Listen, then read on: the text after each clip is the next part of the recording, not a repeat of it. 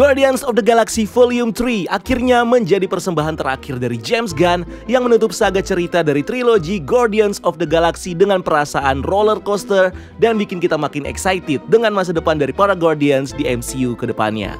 Di balik cerita yang emosional, film ini juga munculin banyak misteri dan juga pertanyaan yang menarik buat dibahas. So, seperti biasa di video kita kali ini gue bakal nge-breakdown dan ngejelasin ending dari film Guardians of the Galaxy Volume 3. Tapi sebelum kita bahas, spoiler dulu nih buat kalian yang belum nonton film GOTG 3 ini. Tapi kalau kalian udah nonton dan siap buat spoiler, langsung aja bareng gue Rian, let's explore this universe.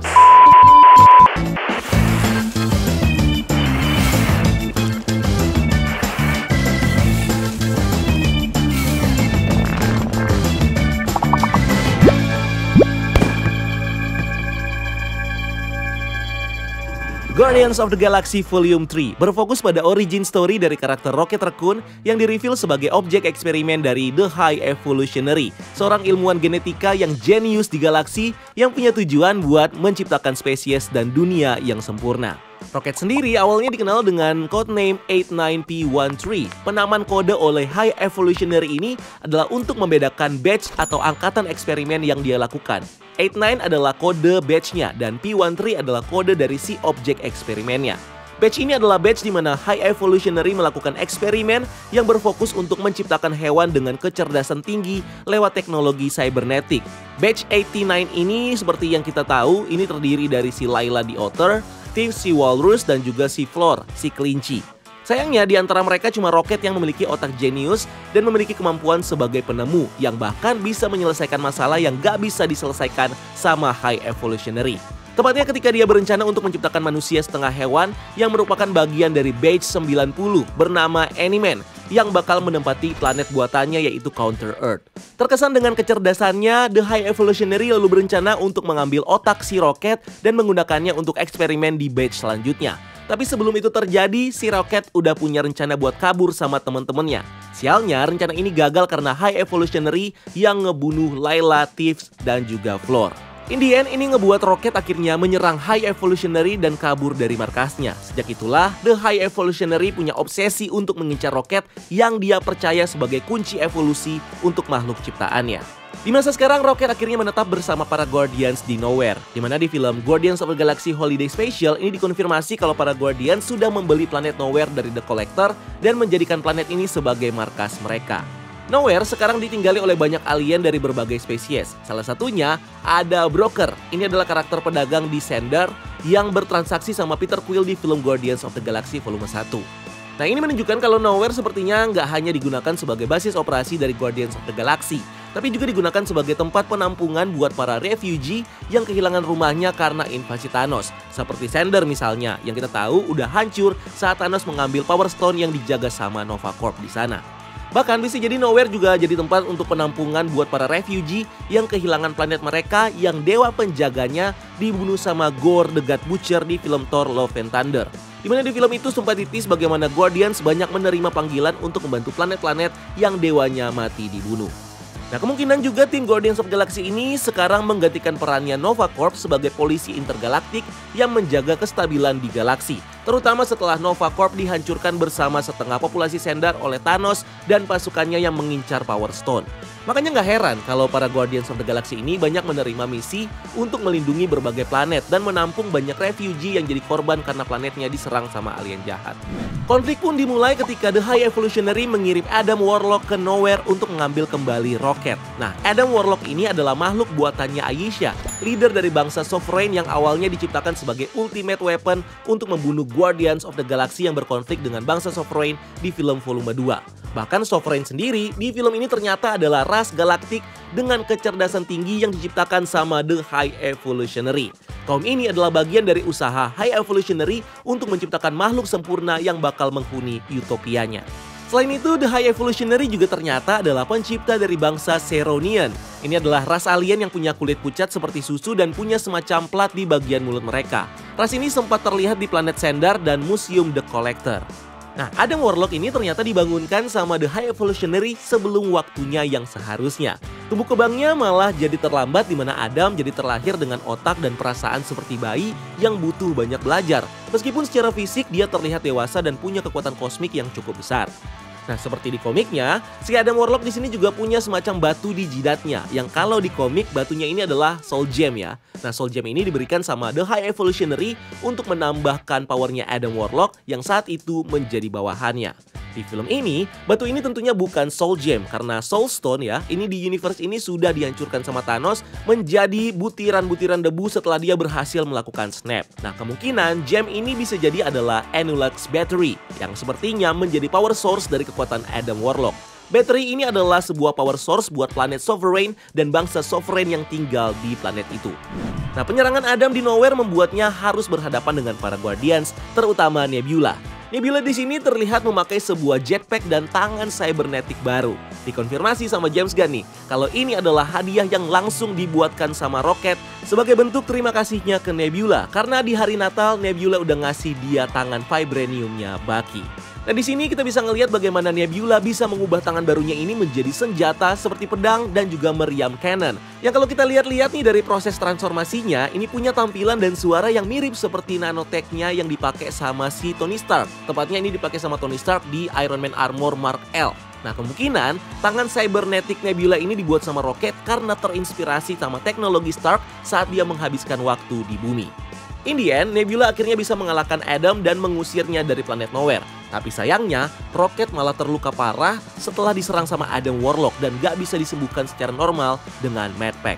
Nah, Medpack sendiri adalah sebuah teknologi penyembuhan maju yang bisa dengan seketika menyembuhkan luka, tulang patah, bahkan penyakit mematikan sekalipun. Dan teknologi ini baru pertama kali ditunjukkan di MCU, di mana ini menunjukkan bagaimana teknologi luar angkasa sudah sangat-sangat lebih maju daripada teknologi yang ada di bumi.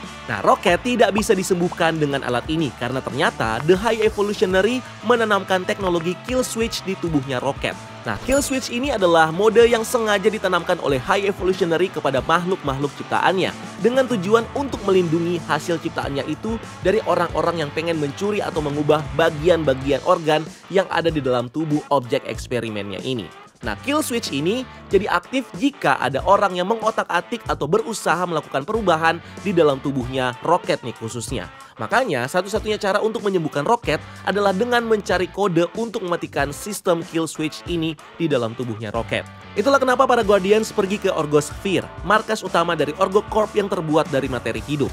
Orgocorp sendiri adalah perusahaan bioengineering yang dibuat sama High Evolutionary sebagai cara untuk mendanai dan menyamarkan kegiatan eksperimen ilegalnya, di mana eksperimennya ini menyalahi aturan atau hukum intergalaktik dan sudah berlangsung selama ratusan tahun.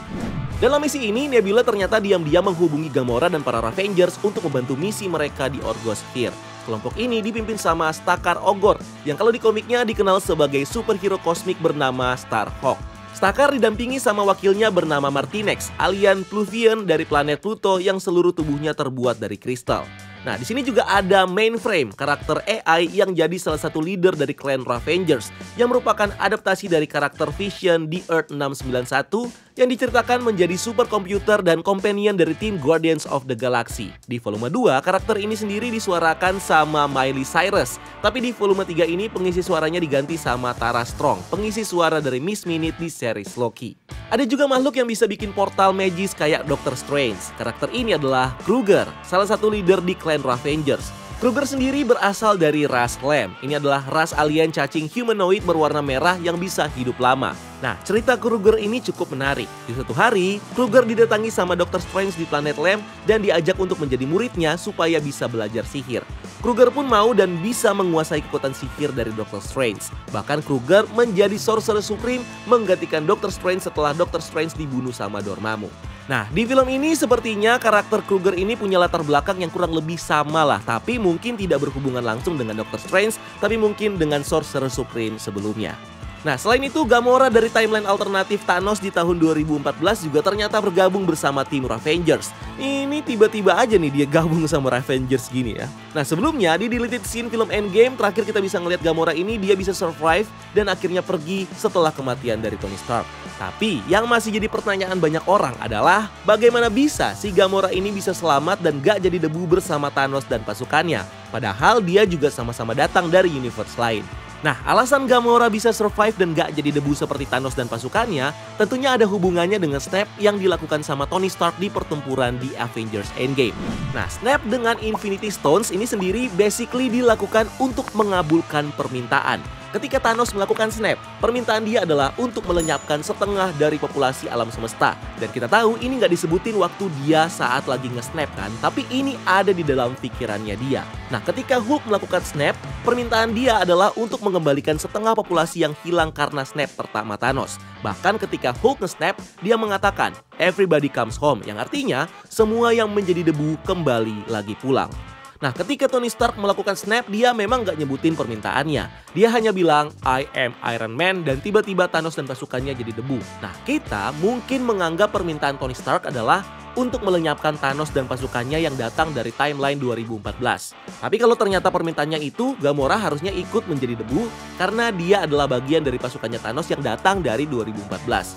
Dan karena Gamora di sini nggak ikut jadi debu, kita bisa menganggap kalau permintaan Tony Stark ini adalah melenyapkan pasukan Thanos yang melawan para Avengers dalam perang ini. Dan karena Gamora ikut dalam pasukan Avengers, dia nggak termasuk dalam golongan yang diminta Tony Stark untuk menjadi debu. Makanya dia bisa tetap hidup di universe ini.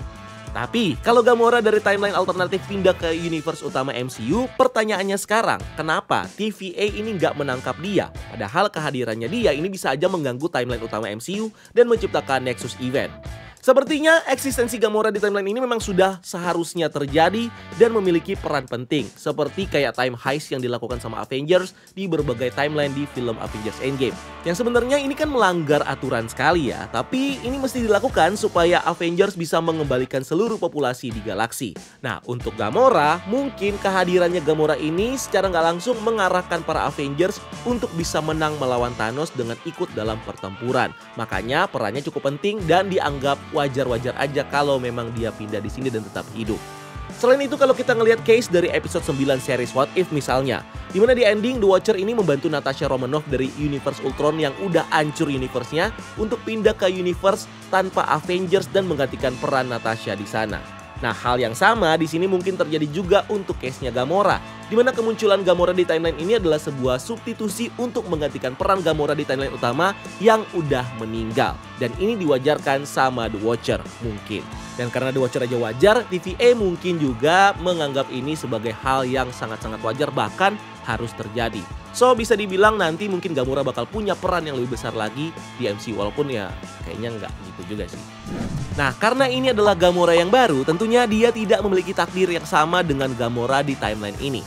Yang ngebuat dia nggak jatuh cinta sama sekali sama Star-Lord dan memilih untuk menjadikan kelompok Avengers sebagai keluarganya dibandingkan keluarga Guardians of the Galaxy. Pertanyaannya, gimana bisa nih si Gamora akhirnya bisa join ke Avengers? Di Avengers Endgame kita bisa ngelihat kalau Gamora yang teaming up bareng sama para Avengers yang datang dari planet Kontraksia lewat portal Doctor Strange. Dimana ini mungkin adalah momen pertama kalinya Gamora kenal sama para Avengers. Setelah pertempuran selesai, Gamora yang datang dari timeline alternatif tentunya nggak punya siapa-siapa lagi dan nggak punya tujuan. Nah, di saat itulah dia memilih untuk ikut sama para Avengers kembali ke luar angkasa karena dia tahu kalau asalnya juga dari luar angkasa, bukan dari bumi. Nah, di saat itu juga kita tahu kalau dia belum dekat sama tim Guardians of the Galaxy. Apalagi dia sempat ilfil nih sama Star-Lord yang udah nyangka dia sebagai pacarnya. Terus juga dia belum terlalu dekat sama kaum Asgardian di bumi yang di-lead sama Valkyrie. So mau nggak mau dia akhirnya ngikut sama para Avengers yang dia kenal selama pertempuran. Yang mungkin kebetulan punya anggota alien dari berbagai ras atau planet ya.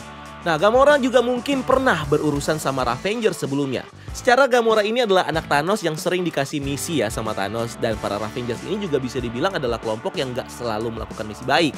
Bisa jadi dulu mungkin Gamora pernah teaming up dengan Stakar Ogord dan kawan-kawan dalam sebuah misi. Dan karena itu, dia memilih untuk ikut sama para geng Avengers ini setelah pertarungan selesai karena memang sebelumnya dia sudah kenal sama para Avengers ini.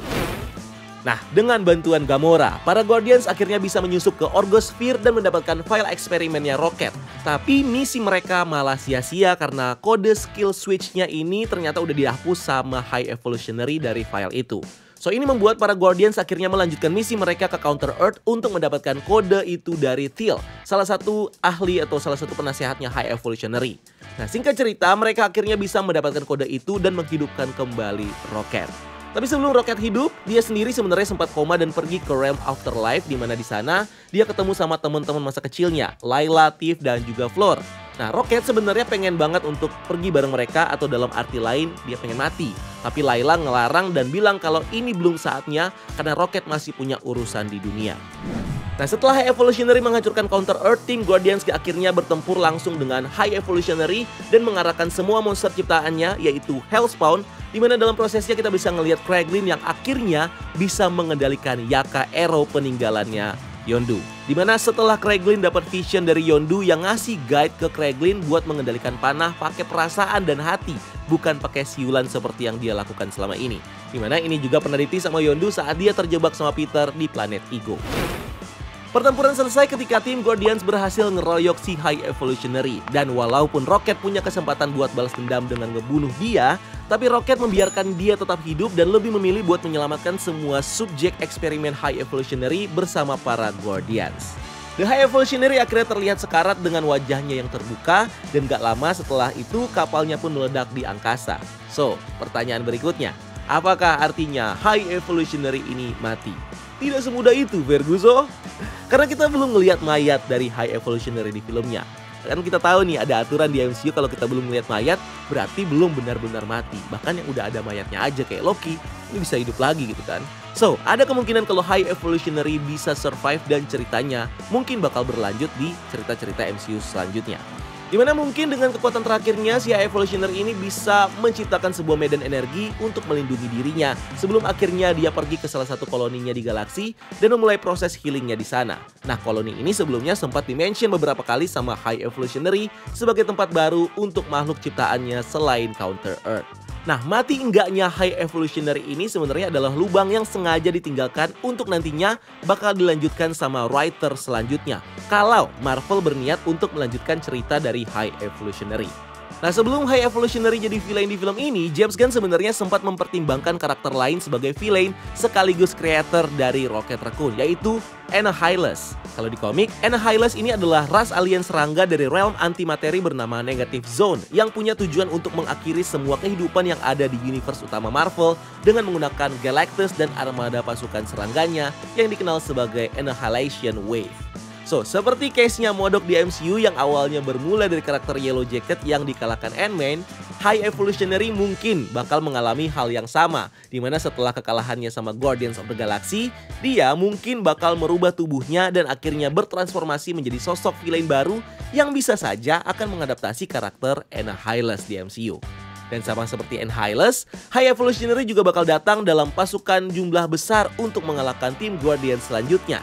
Yang di sini bibit-bibitnya udah kelihatan dari pasukan Hellspawn yang digunakan sama High Evolutionary untuk menyerang Nowhere dan para Guardians. Dimana di kemunculan selanjutnya, Hellspawn ini sepertinya bakal dimodifikasi menjadi lebih kuat dan mungkin diubah menjadi full cybernetic atau jadi serangga atau semacam itu seperti pasukan Annihilus di komik. Atau opsi kedua, High Evolutionary mungkin akan terlibat lebih dalam di film Avengers Kang Dynasty dan mungkin Secret Wars.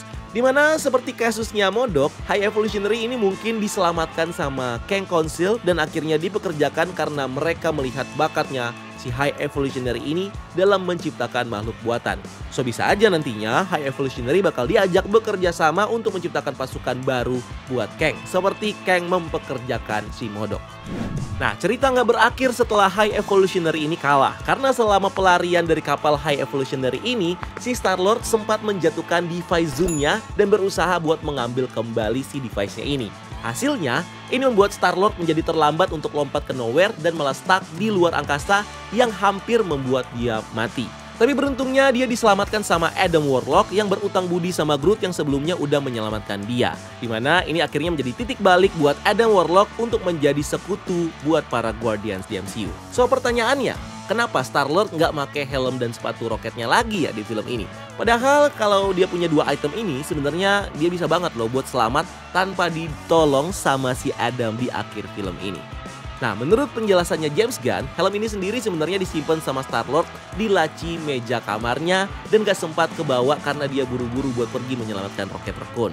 Dan untuk alasan kenapa nggak ada roket di sepatu Star-Lord, ini juga karena roket itu udah kuno dan nggak sebanding dengan jetpack buatannya Rocket yang terlihat dipakai sama Nebula di Nowhere. Makanya, ini yang membuat Rocket Raccoon akhirnya menghilangkan fitur roket dari sepatunya Star-Lord dan menggantikannya dengan jetpack ini. Nah, sejauh ini di MCU, Star-Lord sendiri terlihat punya dua helm luar angkasa. Pertama, helm yang dia pakai di film Guardians of the Galaxy volume 1 dan 2 yang akhirnya rusak dihancurin sama Ego. Dan helm keduanya yang dipakai terakhir di film Avengers Infinity War. So, yang ketinggalan di laci ini tentunya yang dia pakai terakhir di film Avengers Infinity War. Nah, pertanyaan selanjutnya. Kenapa Star-Lord mau repot-repot ngambil Zune-nya dulu? Padahal kalau ditinggalin Zune-nya ini, Star-Lord kan bisa aja sempat kabur dengan selamat tanpa harus nge-stuck. Nah, alasannya tentunya personal ya, dimana Zune ini adalah peninggalannya Yondu yang kita tahu udah dianggap Peter sebagai orang tuanya sendiri. Dan musik, seperti yang kita tahu ini udah melekat dalam hidupnya Peter yang sepertinya menjadi satu-satu hal yang menghubungkan dia dengan bumi. Nah, alasan lainnya kita juga tahu kalau Rocket di awal film seneng banget ngambil Zune-nya si Star-Lord dan ngeplay musik dari Zune itu di Nowhere sebagai hiburannya. So, Peter tentunya tahu nih bagaimana musik juga sangat berarti bagi Rocket dan ini yang membuat dia rela berkorban untuk mengambil Zune-nya yang in the end dia wariskan kepada si Rocket. Mungkin sebagai spiritual guidance lah buat si Rocket ini untuk nantinya dia akan menjadi kapten dari tim Guardians of the Galaxy yang baru. Film berakhir dengan happy ending di mana para Guardians bisa sampai di Nowhere dengan selamat dan Gamora akhirnya sedikit mengerti bagaimana serunya kisah cinta Gamora dan Star-Lord dulu dan petualangannya bersama para Guardians. Dan Peter pun di sini akhirnya kelihatan sudah bisa move on dari Gamora dan bukannya bersama ya seperti harapan para netizen, mereka tetap berpisah dan hidup masing-masing. Peter pun kemudian ngajak para Guardians untuk meeting terakhir dan disinilah perpisahan mereka dimulai di mana masing-masing dari mereka ternyata udah punya tujuan sendiri. Star-Lord memutuskan untuk berhenti jadi leader Guardians dan kembali ke bumi untuk menemui sisa keluarganya, yaitu kakeknya bernama Jason yang ternyata masih hidup. Mantis yang hidupnya selama ini bergantung sama orang lain seperti Ego dan para Guardians akhirnya juga memutuskan untuk cabut dan berpetualang di luar angkasa untuk mencari apa yang dia inginkan selama ini. Dimana dalam perjalanannya dia bakal ditemenin sama 3 monster Abilisk yang sebelumnya diselamatkan sama Mantis dari kapal High Evolutionary. Nah, Abilisk ini adalah monster extra dimensional yang sempat jadi objek eksperimennya High Evolutionary dan menjadi musuh dari bangsa Sovereign karena memakan power source mereka, yaitu Enulax Batteries. So, karena Abilisk adalah monster extra dimensional, itu artinya dia punya koneksi erat dengan multiverse. Dan dengan kemampuan ini, Abilisk juga akan mengarahkan Mantis untuk berpetualang menjelajahi berbagai universe di MCU. So, ada kemungkinan si Mantis juga bakal ada hubungan dengan multiverse dan nantinya mungkin bakal ikut bersama dengan para Abilisknya untuk ada di final fight melawan Kang nanti. Nah, Drax sebenarnya sempat mau ikut berpetualangan sama Mantis karena dia pikir Mantis ini butuh perlindungannya. Tapi ini dicegah sama Nebula yang bilang kalau dia butuh bantuan Drax untuk mengurus anak-anak hasil eksperimen High Evolutionary ini. Sementara Nebula bakal menjadi leader dari Nowhere yang akan membangun Nowhere menjadi tempat tinggal yang lebih baik. Dimana ini merupakan penebusan dosanya Nebula ya, setelah sekian lama dia ikut sama Thanos dan membantai berbagai peradaban di galaksi. Ini waktunya dia membentuk peradaban baru dan menjaganya dibanding membantainya seperti dulu. Nah, di sisi lain, Peter akhirnya mewarisi jabatannya ke Rocket Raccoon sebagai leader dari Guardians yang baru, di mana Rocket bakal dibantu sama konco kentalnya yaitu Groot untuk melanjutkan misi dari para Guardians untuk melindungi galaksi dengan formasi baru yang terdiri dari Kraglin, Cosmo the Space Dog, Adam Warlock, Lurk, dan salah satu anak ciptaan High Evolutionary, si bocil Jub-Jub bernama Phyla. Nah, yang menarik adalah karakter Phyla ini punya cerita panjang di komik Marvel dan sepertinya bakal punya cerita yang juga panjang di Marvel Cinematic Universe. Nah, Phyla atau Phyla Vell ini juga sebenarnya dikenal sebagai salah satu member pertama dari Guardians of the Galaxy di komik. So, dengan gabungnya Phyla kecil di kelompok Guardians ini membuat kelompok ini menjadi lengkap seperti yang ada di komik dengan melibatkan Phyla Vell. Nah, Phyla Vell ini juga merupakan generasi keempat dari Captain Marvel dan juga menjadi karakter dengan julukan Quasar. Nah, lebih lengkapnya, karakter Phyla ini bakal gue bahas di video berikutnya yang khusus buat ngebahas post credit scene karakter Viola ini, dan juga potensi yang akan muncul dengan si Peter Quill atau Star-Lord ini di MCU yang sekarang udah ada di bumi. Next video ya.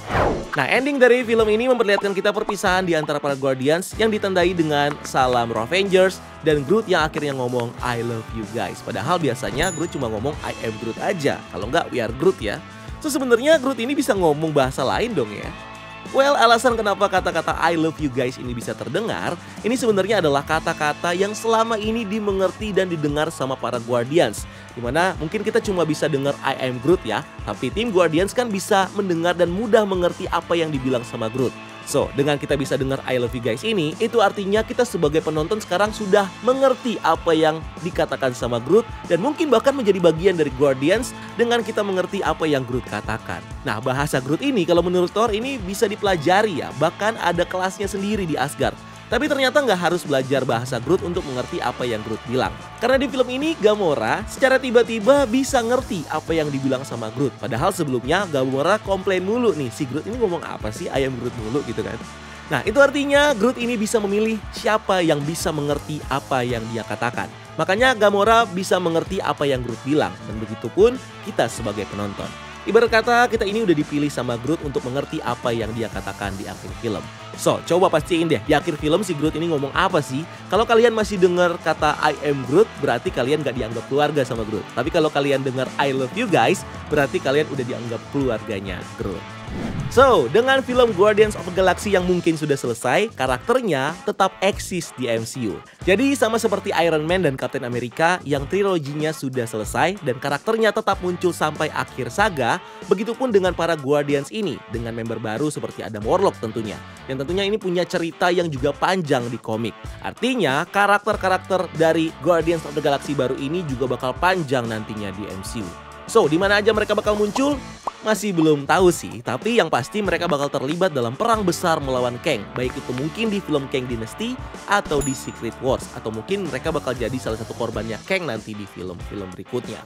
Dan mungkin bakal juga muncul di film-film bertema kosmik lainnya di MCU, di mana cosmic side di MCU ini masih sangat-sangat luas untuk dieksplor ke depannya. So, kita tunggu aja bakal muncul di film apa mereka-mereka ini.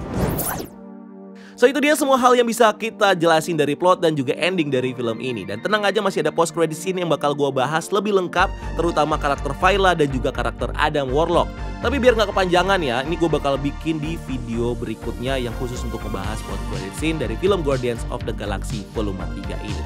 And thank you udah nonton video ini. Jangan lupa untuk like video ini dan subscribe sebagai bentuk dukungan kalian buat channel ini. Cari kita juga di TikTok dan di Instagram breakdown.universe karena kita juga bikin konten di sana. Dan jangan lupa lakukan satu kebaikan hari ini. See you on the next video. Gue Rian, until next time.